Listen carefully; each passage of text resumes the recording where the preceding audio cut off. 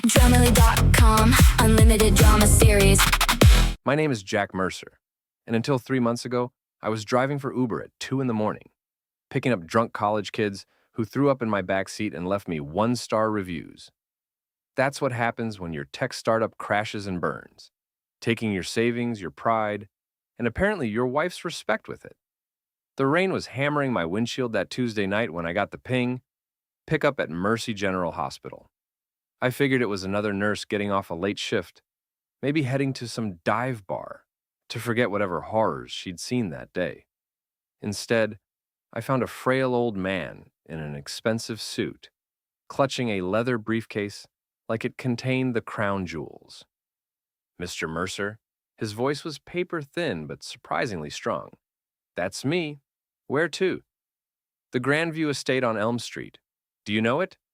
I knew it. Everyone in town knew the massive Victorian mansion that had been empty for years. Sure thing. As we drove through the empty streets, he studied me in the rearview mirror with these intense gray eyes. You remind me of someone, he said finally. Yeah? Good someone or bad someone? He smiled, and for a moment, he didn't look so frail.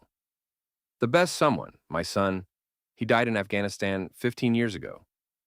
I didn't know what to say to that, so I just drove. When we reached the mansion, he handed me a $20 bill and a business card. Keep the card, Mr. Mercer. Call that number if you ever need help. I glanced at it. Harold Gutman, attorney at law. Below that, a phone number. Thanks, Mr. Gutman, but I don't think I'll be needing a lawyer anytime soon. His laugh was dry as autumn leaves. You never know what life has in store. That was Thursday. Friday morning, my phone rang at 6 a.m. Is this Jack Mercer? Unfortunately, yes. Who's asking? This is Robert Gold, attorney for the late Harold Gutman. I'm afraid I have some difficult news, Mr. Gutman passed away yesterday evening. I sat up in bed, suddenly wide awake. I'm sorry to hear that. He seemed like a good man. He was. Which brings me to why I'm calling. Mr. Gutman changed his will Wednesday night, shortly after returning home. He's left you his entire estate. The words hit me like a freight train. I'm sorry, what? $89 million, Mr. Mercer. Plus the house, the cars, and various other assets. He left a letter explaining his decision. Apparently, you reminded him of his deceased son, and your kindness gave him a moment of peace in his final days. I was still processing this when Allison walked into the bedroom, fresh from her morning shower, wrapped in the terry cloth robe I'd bought her for Christmas. She had this way of moving that used to drive me crazy with desire. Now it just reminded me of everything I'd lost. Who's calling this early, she asked, not really caring about the answer. I covered the phone. Just business stuff. Go ahead and get ready for work. She shrugged and disappeared into the closet. I could hear her humming some pop song while she picked out another outfit that cost more than I made in a week driving Uber. Mr. Mercer, are you still there? Yeah, I'm here. This is real? Very real. Can you come to my office this morning? We have quite a bit of paperwork to handle. After I hung up, I sat there staring at the wall, trying to process what had just happened. $89 million was more money than I'd ever dreamed of having. Enough to pay off our debts, buy a real house, maybe even start another business. Enough to prove to Allison that I wasn't the failure she'd been treating me like for the past 2 years. I was so excited I could barely contain myself. I wanted to tell her right away, to see her face light up when she realized our money problems were over. Maybe this would fix everything between us. Maybe we could get back to being the couple we used to be. I spent the morning at Robert Gold's office, signing papers and trying not to laugh out loud at the absurdity of it all. The inheritance was ironclad. Harold Gutman had been worth even more than Gold initially thought, closer to $95 million when you included all the investments and properties. There is one condition, Gold mentioned as we wrapped up. Mr. Gutman was very specific about this. The money can never be used to benefit anyone who has betrayed your trust. If you violate this condition, the entire inheritance reverts to charity. Betrayed my trust how?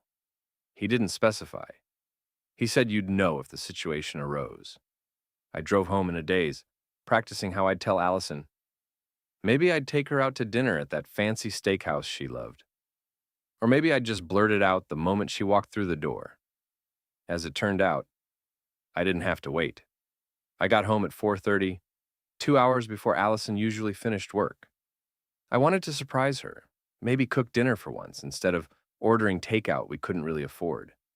I climbed the stairs to our bedroom, already planning our conversation, when I heard voices. Allison's voice, breathy and excited, and another voice, a man's voice I recognized. William Pritchard. Will, the flashy real estate developer who'd been sniffing around Allison at every social function we'd attended in the past year. The guy who drove a Porsche and wore $1,000 suits and made sure everyone knew exactly how successful he was. I stood outside our bedroom door, listening to my wife moaning another man's name. God, Will, you're so much better than Jack. He can't even keep a job. Forget about him, baby. Once you divorce the loser, we can be together all the time. I can't wait. I'm so tired of pretending to care about his feelings. Did you see him last night? Talking about his stupid Uber stories like anyone gives a damn? Their laughter felt like knives in my chest. I could have burst in screaming. I could have started throwing punches. Instead, I did something that surprised even me. I walked downstairs, got my toolbox from the garage, and quietly removed the door handle from the outside of our bedroom door. Then, I slipped the handle into my pocket and sat down in the living room to wait. 20 minutes later, I heard Will trying to open the door. What the hell? The door's stuck. Just push harder, Allison said, more rattling. Then panic in Will's voice. Allison, the handle's gone. We're locked in. That's when I called up the stairs. Having trouble up there? Dead silence. Then Allison's voice, shaky now. Jack, when did you get home? About 20 minutes ago. Interesting afternoon you're having. Jack, this isn't what it looks like. I laughed and it felt good. Really good. It looks like my wife is screwing another man in our bed. What exactly should it look like? Will tried to sound tough. Look, Mercer, just let us out and we can talk about this like adults. Adults? Is that what we're calling it?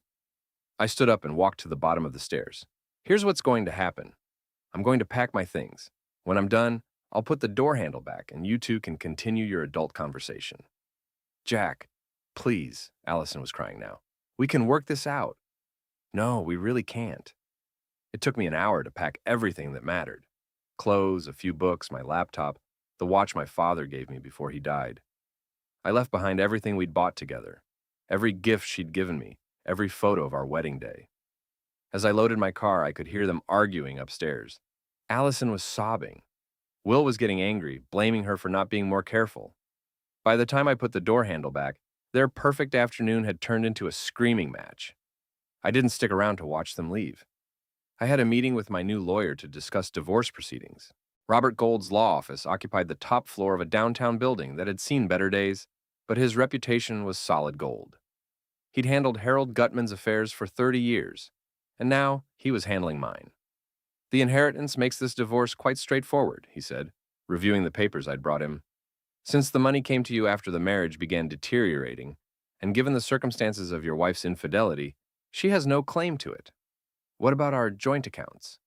You're the primary holder on all of them. Close them immediately and open new accounts in your name only. Same with credit cards, utilities, everything.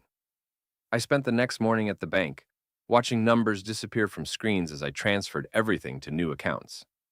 Allison had always handled our finances, mainly because there were so few finances to handle. She was going to get a very unpleasant surprise when she tried to buy lunch. My phone started ringing.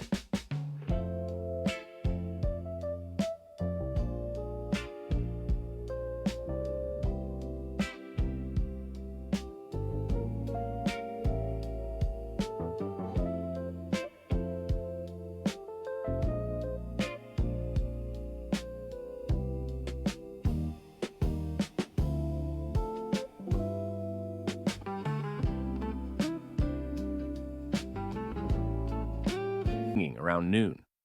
Jack, what the hell did you do? My card isn't working. I closed our joint accounts. You can't do that. I need that money. For what? More afternoons with Will? That was a mistake.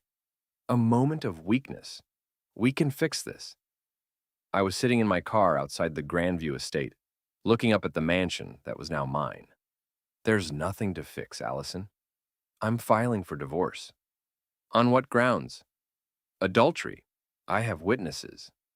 What witnesses? The neighbors who heard you screaming Will's name, loud enough to wake the dead. She was quiet for a long moment. Then, Jack, you don't understand. Will takes care of me. He makes me feel special. You've been so distant since the business failed.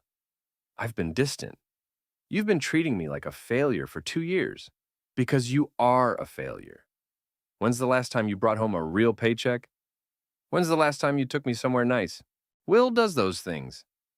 Well, now Will can pay your bills too. I hung up and called the landlord of our apartment. Since the lease was in my name, I gave him 30 days' notice and told him Allison would be moving out. Then I called the utility companies and had everything switched to her name, effective immediately. The mansion was even more impressive inside than out. 15 rooms, including a library that would have made Carnegie jealous.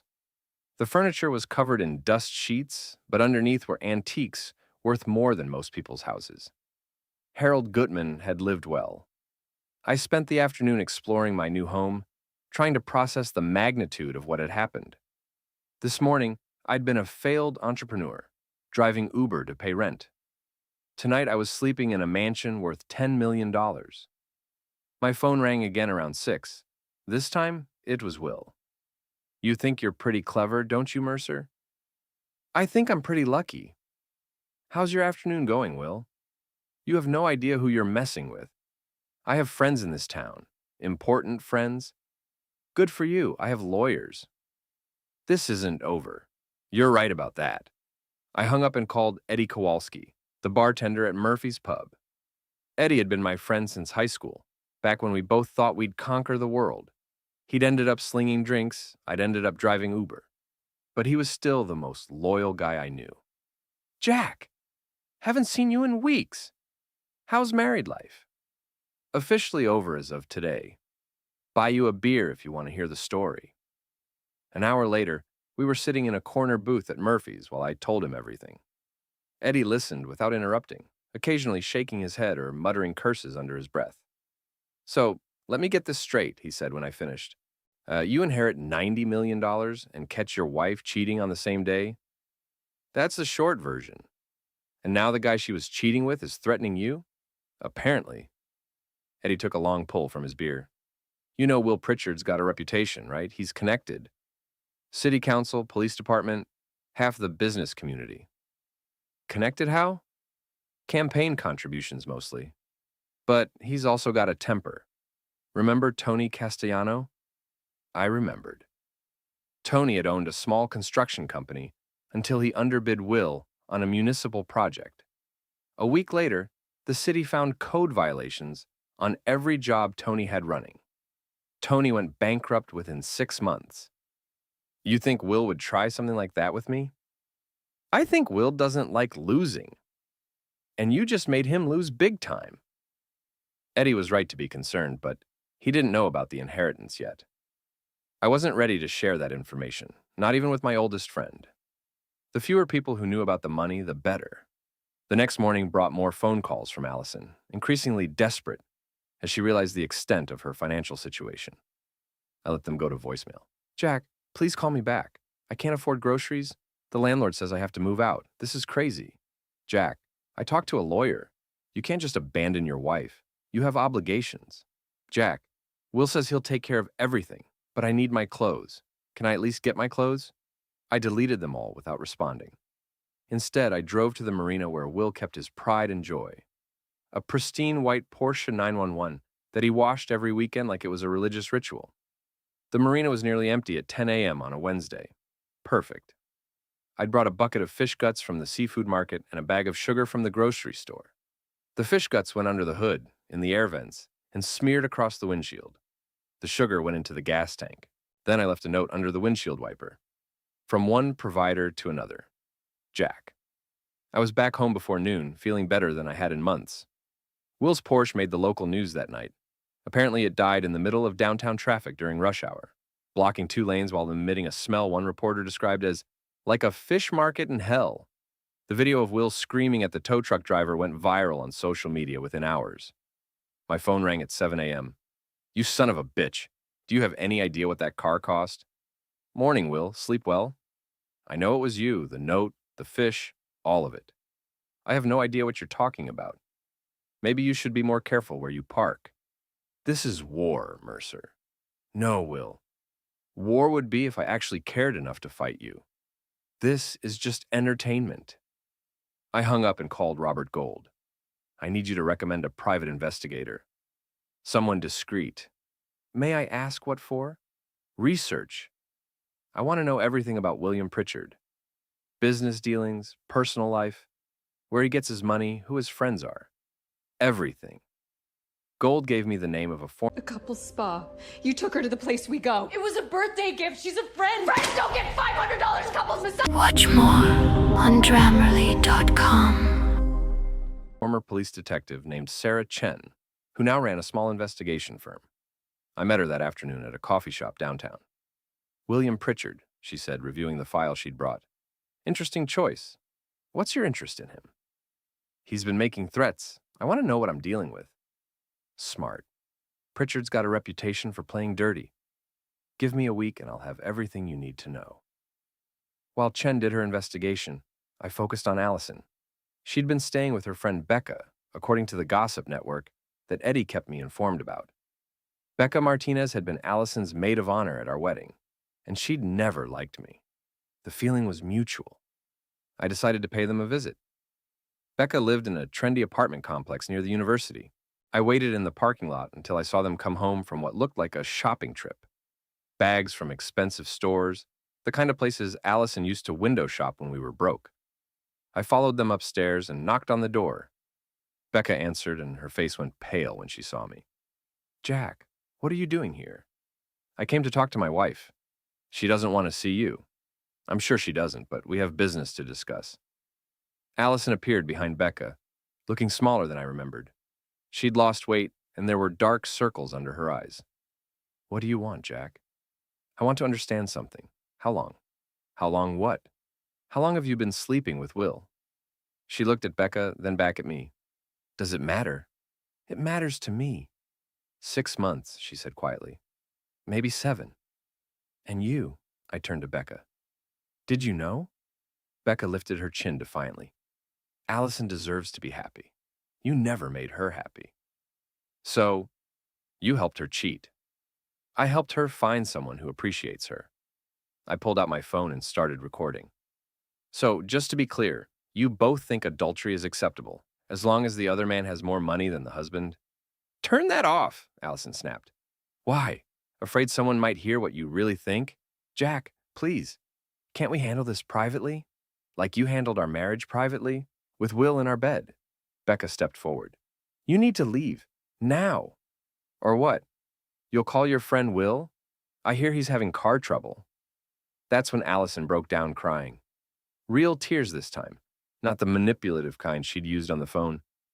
I never meant for it to happen this way. Will said he loved me. He said he'd take care of me. I was so tired of struggling, Jack. So tired of worrying about money and watching you get more depressed every day. So you decided to trade up. It wasn't like that. Then what was it like? She wiped her eyes with the back of her hand. It was like finally feeling alive again. When Will touches me, I feel beautiful. When he takes me places, I feel special. When's the last time you made me feel special? The question hit harder than I expected. Because she was right. I hadn't made her feel special in a long time. I'd been so focused on our financial problems, so wrapped up in my own failures, that I'd stopped seeing her as anything more than another burden I couldn't afford. But that didn't excuse what she'd done. You're right, I said. I failed you as a husband, but you failed me as a wife. The difference is, I failed because I was trying to build something for us. You failed because you gave up on us. I turned to leave, then looked back. By the way, you might want to find a new place to stay. I hear Will's having some financial difficulties. Sarah Chen called me a week later with her report on Will Pritchard. We met at the same coffee shop, and she slid a thick folder across the table. Your instincts were right, she said. Pritchard's dirty as they come. The folder contained bank records, business documents, photographs, and witness statements that painted a picture of a man who'd built his success on lies and intimidation. He's been skimming money from his development projects for years, Chen explained, overcharging the city, using substandard materials, paying off inspectors. The Riverside Commons project alone netted him an extra $2 million in illegal profits. How did you get all this? Pritchard's got a lot of enemies, people he's screwed over the years. They were happy to talk once they knew someone was finally investigating him. What about his relationship with Allison? Chen flipped to another section of the file. She's not the first married woman he's seduced. There's a pattern. He targets wives of men who are struggling financially, promises them a better life, uses them for a few months, then discards them when he gets bored. Uses them how? Information mostly. Pillow talk about their husband's businesses, social connections, anything he can leverage. In your wife's case, he was probably hoping to get information about your tech startup's client list. We didn't have any valuable clients. That's why the business failed. He didn't know that when he started pursuing her. I studied the photographs Chen had taken. Will entering a motel with a woman who wasn't Allison. Will meeting with a known city council member at a restaurant, an envelope changing hands. Will's Porsche parked outside the homes of 3 different married women over the past month. This is enough to destroy him, I said. More than enough. The question is what you want to do with it. I thought about that for a long moment. What did I want? Revenge? Justice? Or just to be left alone?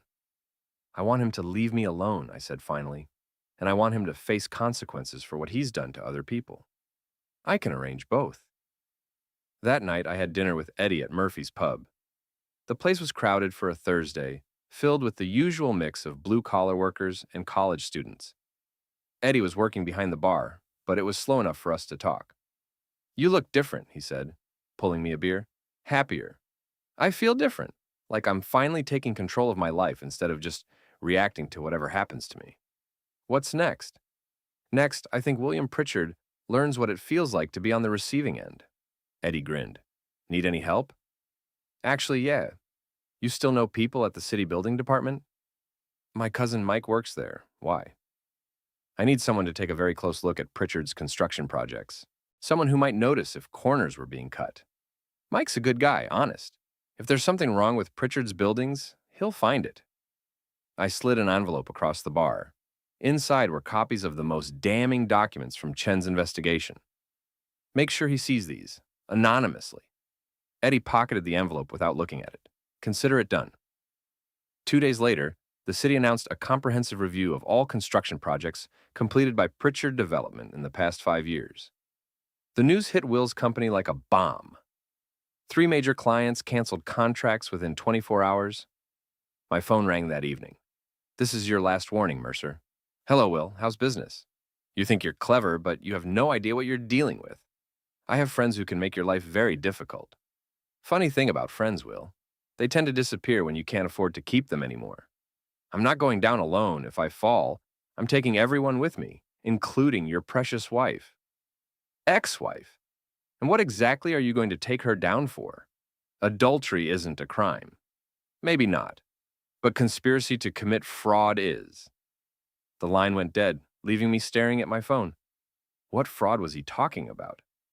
I called Sarah Chen immediately. I need you to dig deeper into Pritchard's relationship with Allison. He just threatened to implicate her in some kind of fraud. I'll get right on it. The answer came back within hours. Chen had found records of Allison accessing my business files during the final months before my startup collapsed. She'd photographed client contracts, financial statements, and strategic plans, all of which she'd shared with Will. He was planning a hostile takeover, Chen explained. The idea was to let your business fail, then swoop in and steal your clients by undercutting your prices. Your wife was feeding him information to make it possible. But we didn't have any valuable clients. No, but Will didn't know that until it was too late.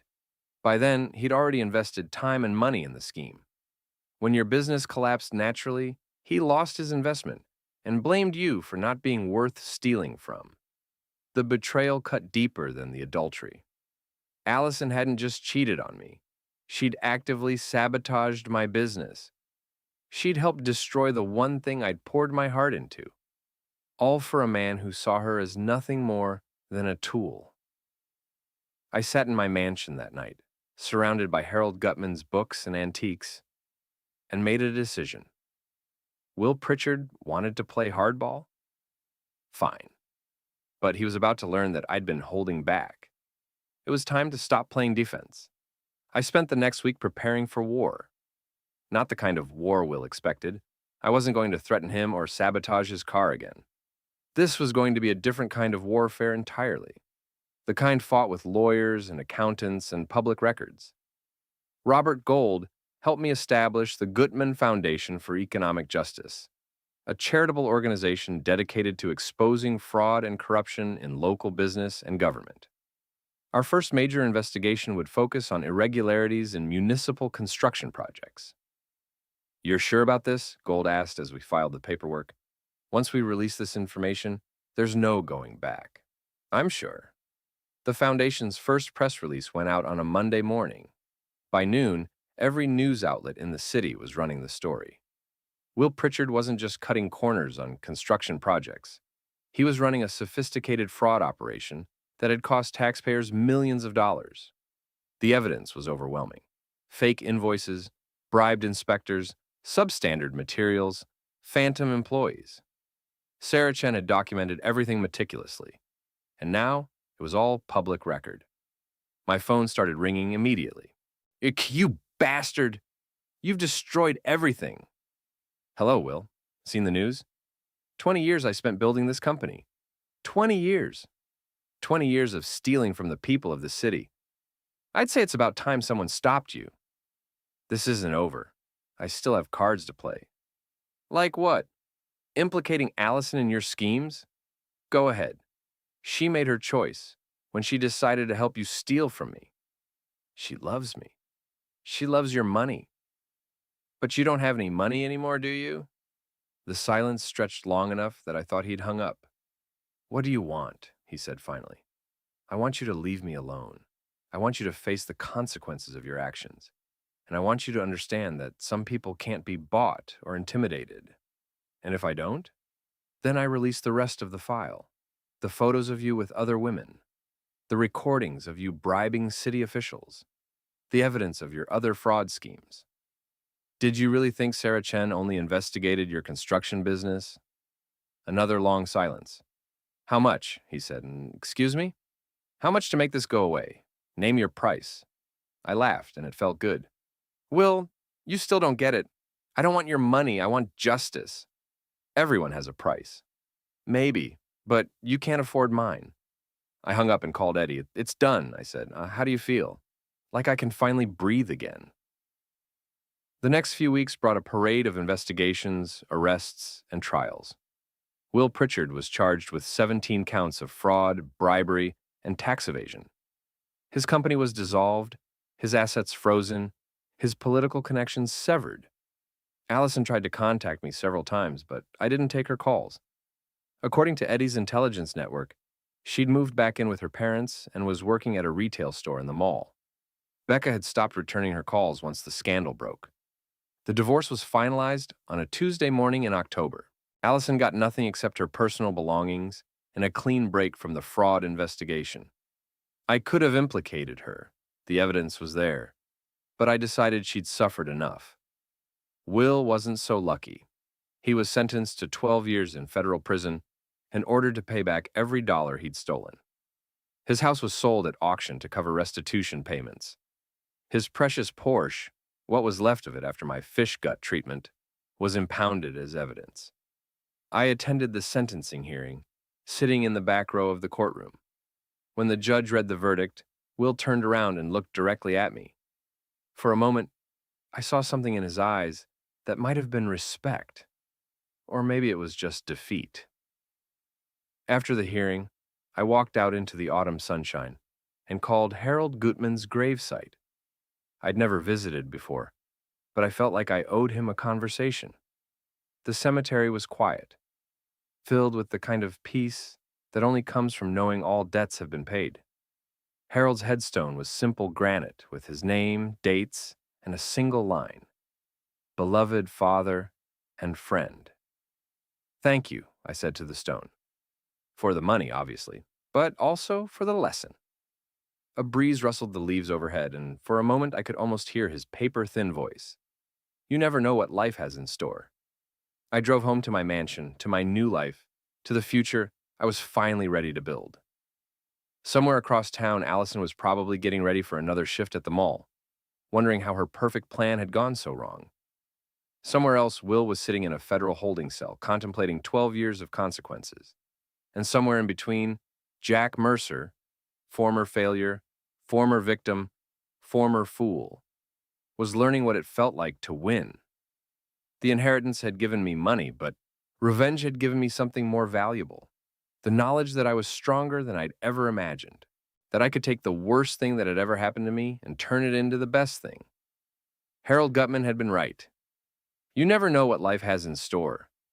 Sometimes you get lucky, sometimes you get even, and sometimes, if you're very fortunate, you get both. I pulled into my circular driveway, looked up at the mansion that was now truly mine, and smiled. Tomorrow I would start thinking about what to do with the rest of my life. Tonight I was going to celebrate.